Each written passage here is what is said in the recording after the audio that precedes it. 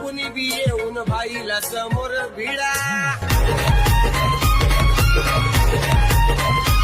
मग बघा की आमचा भाई तुम्हाला लावतोय कसा तो घोडा.